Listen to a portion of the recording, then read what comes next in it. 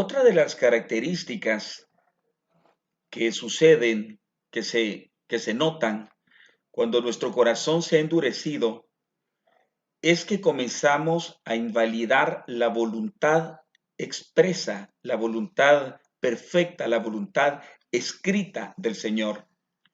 Y en lugar de ella, ponemos nuestras propias filosofías, nuestros propios criterios y pensamientos. Y creemos y justificamos y damos por correcto semejante acto arbitrario. Y decimos, bueno, eso dice la Escritura, pero eso no lo voy a hacer yo de esa forma, lo voy a hacer de esta otra forma. Y el problema es que el corazón humano es engañable, es, puede ser en algún momento burlado por el enemigo de nuestras almas, por nuestra propia concupiscencia, y nos puede meter ideas, primero de una forma sutil y luego pues se va haciendo una filosofía de pensamiento que poco a poco me lleva a aislarme de la vida de Dios, a excluirme de la senda del justo y que me va llevando a una apostasía. Al principio pequeña, al principio es una pequeña desviación, pero que si no se corrige, es como cuando una línea no es perfectamente paralela, que aunque al principio sea la desviación muy pequeña, pero a medida que el tiempo avanza, cada vez más se va a ir alejando del camino original. Exactamente así sucede cuando nosotros invalidamos la verdad de Dios por nuestro propio criterio. La Biblia nos enseña en Proverbios de que hay caminos que al hombre le parecen rectos, pero que el final de esos caminos es muerte. Mire qué curioso. También si usted, por ejemplo, me acompaña al capítulo 21 de Proverbios y versículo 2, dice de la siguiente manera: la gente puede considerarse en lo correcto según su propia opinión, pero el Señor examina el corazón. La gente puede considerarse en lo correcto según su propia opinión, pero el Señor examina su corazón. Y es algo muy parecido cuando los fariseos en el capítulo 16 y versículo 18 de Mateo llegan al Señor y le preguntan en el capítulo 19, versículo 8 de Mateo. Capítulo 19, versículo 8 de Mateo. Le dicen, Señor, ¿por qué estás en contra del divorcio si Moisés permitió dar carta de divorcio a nuestras mujeres? Y entonces el Señor les dice, Moisés tuvo que permitirlo, se vio obligado cuando vio la dureza del corazón de ustedes. Pero el plan original no fue ese. El plan original es que la pareja que se uniera lo hiciera con tal grado de compromiso que pudiera salvaguardar no solamente su matrimonio, sino el hogar que iba a ser el nido donde iban a ser protegidos y resguardados, instruidos, desarrollados los descendientes de esa pareja. Pero a causa de la dureza de ustedes, les dijo el Señor, Moisés tuvo que permitir esto, que al principio no fue así y que tampoco expresa lo que el Señor realmente quiere de un matrimonio. Y muchas veces he notado que nosotros los seres humanos hacemos eso en mayor o en menor medida. Y comenzamos a sustituir, mire qué delicado, se oye pequeño lo que les voy a decir, se oye ligero, pero realmente es algo muy grave. Sustituir la verdad de Dios por la mentira, eso es lo que se hace. Sustituir la dureza del corazón me lleva a invalidar la voluntad perfecta del Señor y a sustituirla por una propia y muy personal filosofía de pensamiento. Y esto poco a poco me va llevando a la apostasía. Y cuando oímos que viene la apostasía sobre el mundo, aquí viene lo delicado, nosotros lo miramos tan distante y decimos, sí viene la apostasía que explica Pablo, la apostasía de la cual habló Jesús, que en el final de los tiempos muchos van a enfriarse en el amor, o como decía Pablo, muchos apostatarán de la fe. Sí, en algún lugar del mundo, en alguna época muy lejana, para cierto tipo de gente, eso viene. No, eso viene para todo aquel ser humano, óigame bien, que no hemos aprendido o que no hayamos aprendido a amar su verdad. Y dice Pablo que van a terminar estas almas, escúcheme, de almas de las cuales no estamos ajenas, ni usted ni yo. Somos parte de esas almas. Corremos los mismos riesgos. Padecemos las mismas tentaciones, conocemos los mismos dolores, somos un solo género. Nadie está inmune a algo, nadie está exento de algo. En este camino vamos todos. Lo que pasa es que a veces como que nos hacemos aparte del género humano.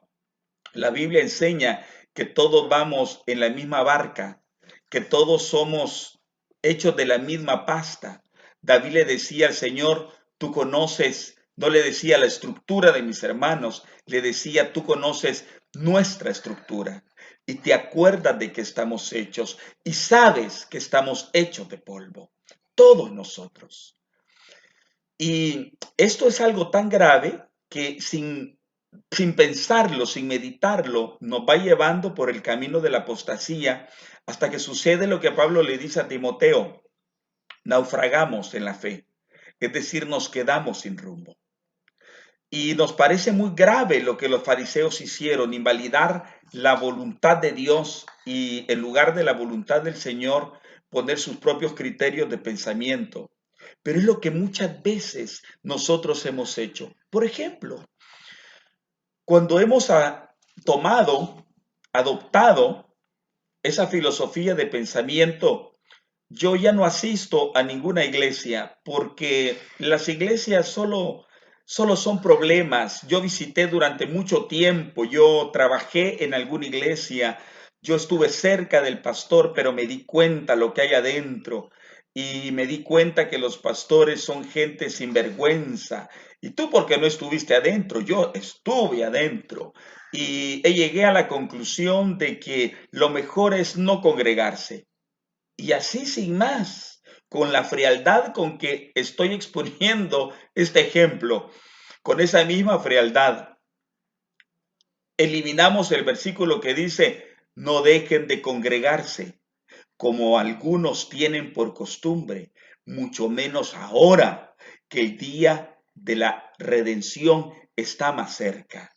Congréguense. Sin embargo, le ponemos cruz a ese versículo, lo sacamos de nuestra doctrina, de nuestra fe y ponemos lo que nosotros pensamos que es lo correcto. ¿Sabe lo tremendo? Que son caminos que parecen rectos en nuestra propia opinión, pero que el final de ese camino nos va a destruir y nos lleva a la muerte. Y la otra cosa delicada es que no nos quedamos solo nosotros, porque nosotros hablamos de lo que hay en nuestro corazón, sino que comenzamos a compartir esa verdad, entre comillas, que es una mentira realmente. Se la comenzamos a meter de tal manera en nuestros cónyuges. Compartimos de esa nueva filosofía cada día, cada semana o eventualmente con nuestros hijos y nuestras esposas, por ejemplo, nos dicen, deja que los muchachos vayan a la iglesia. No, no, no, ellos son libres de tomar el camino que ellos quieran. Yo nunca les voy a impedir que vayan, pero tampoco puedo obligarlos a que lo hagan. Pero como nos han oído tantas veces decir que congregarse no es importante, lo más fácil es no hacerlo. Lo más fácil siempre va a ser, lo más fácil al principio y lo más difícil al final, siempre será hacer lo malo, porque lo bueno es al revés, es difícil al principio, pero al final vale la pena. Lo malo es al contrario, Al principio es tan fácil de hacerlo, pero su final es doloroso. Y como nuestros hijos nos han oído de nuestra filosofía, adoptan nuestro pensamiento y dicen, no, no, no, nosotros somos iguales. No se dan cuenta a la hora que lo dicen en sus mentes, pero eso es lo que piensan. Somos iguales que papá. Nosotros somos ajenos a la iglesia y enseñamos a nuestra nueva generación a invalidar la palabra del Señor para seguir nuestro propio camino. Al final vienen los dolores. Al final, cuando reaccionamos y queremos corregir, a veces es bastante tarde.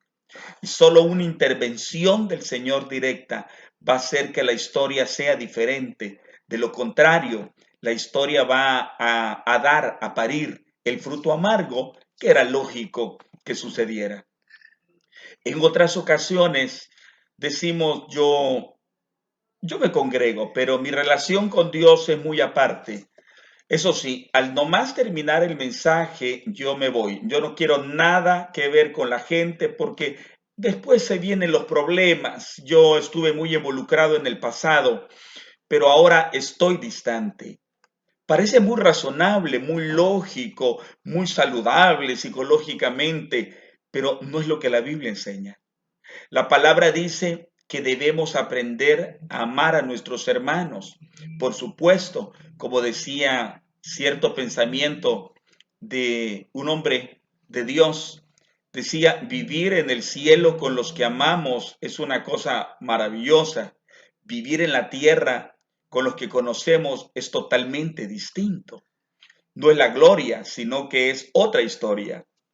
Pero la palabra precisamente por eso nos lleva a congregarnos, porque es ahí donde aprendemos el valor y el significado de amar a nuestros hermanos, de tolerar, de aceptar y vamos desarrollando el amor de Dios en nuestros corazones. Y cuando decimos yo voy a la congregación, pero salgo rápidamente en mi carro o en el autobús porque no quiero relación con nadie, estamos invalidando la palabra. La palabra que nos enseña que debemos asociarnos unos con otros, que debemos de aprender a compartir los unos con los otros, porque ese es el cuerpo del Señor.